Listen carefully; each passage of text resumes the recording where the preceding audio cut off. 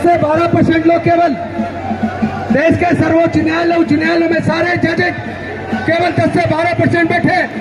आपकी हिस्सेदारी कहाँ है? अनुसूचित जाति जनजाति पिछड़े वर्ग के लोग जिनकी जनसंख्या 88% है, उन 88% की हकमारी हो रही है, उनके महापुरुषों को अपमानित किया जा रहा है। और तो और जब लोग थक जाते हैं सरकार से, शासन से, सत्ता से, तो लोग कोर्ट का रुख करते हैं। लोग कहते हैं मैं कोर्ट जाऊंगा, लोग हाई कोर्ट जाते हैं, सुप्रीम कोर्ट जाते हैं।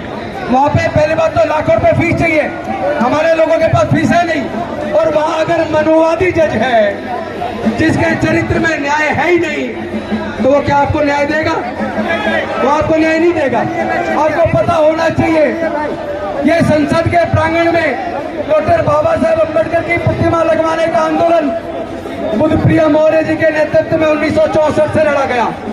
इस आंदोलन में लाखों लोग जेल गए, कितनी माताओं बहनों ने बच्चों को जेल में जन्म दिया, कितने ही हमारे समाज के लोग जेलों के अंदर गुजर गए। इतने लंबे संघर्ष के बाद 2 अप्रैल 1997 को 1967 को डॉक्टर बाबा साहेब अम्बेडकर की प्रतिमा संसद के अंदर लगी। इतनी कुर्बानी के बाद क्या वो कुर्बानी हमारे महापुरुषों की बेकार चली जाएगी? क्या हमारे शरीर के अंदर खून नहीं है? इनकी इतनी हिम्मत कैसे हो गई?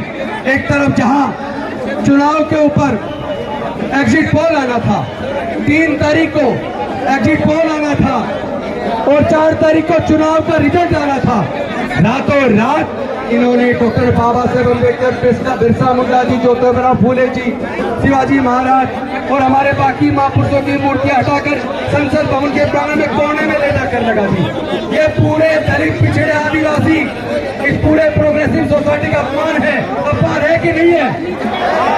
तो क्या अपमान का बदला लेने के लिए तैयार है? तो ध्यान लेना, ये अनुशासनहीनता के साथ आप लड़ाई नहीं जीत पाओगे। अनुशासनहीनता के साथ लड़ाई नहीं जीत पाओगे। लड़ाई जीतनी है तो बाबा साहब के संविधान को हथियार बनाना होगा। अपने समाज की शक्ति को, जनसंख्या को एकजुट करके एक ताकतवर बनाना होगा।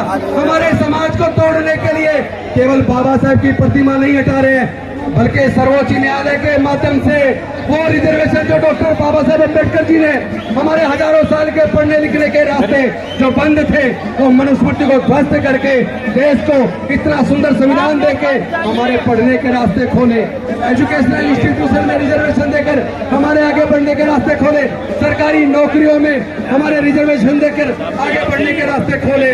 लेकिन आप जानते नहीं है कितना बड़ा षड्यंत्र हमारे समाज के साथ हो चुका है।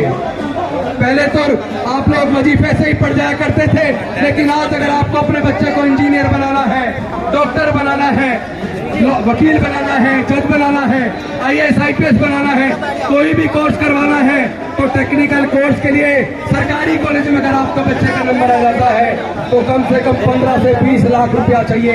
मैं आप सबसे पूछना चाहता हूँ, क्या SC ST 99% लोग, क्या उनके पास 15-20 लाख रुपए खर्च करके अपने बच्चों को डिग्री कराने का पैसा है क्या? तो उन्होंने पढ़ाई को इतना महंगा कर दिया, अब मनुस्मृति की जरूरत नहीं है, अब आपके पढ़ने पर बंदिश लगाने की जरूरत नहीं है। उन लोगों ने शिक्षा को इतना महंगा कर दिया कि आपके हाथ से शिक्षा छिन गई है, आपके हाथ से शिक्षा छिन गई है। आपकी लोग रेलवेज में नौकरी लगती थी, PNT में नौकरी लगती थी, आपकी बैंकिंग सेक्टर में, इंश्योरेंस में नौकरी लगती थी, आपकी नौकरियां उन्होंने छीन ली है। आप ये बताइए, मैं बात को पूरी करूं या रोक दूं? पीछे वाले कह रहे रोक दो।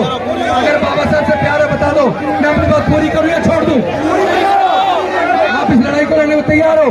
मैं पूछना चाहता हूं, मूर्ति तो लगवाने की बात हम कर रहे हैं, लेकिन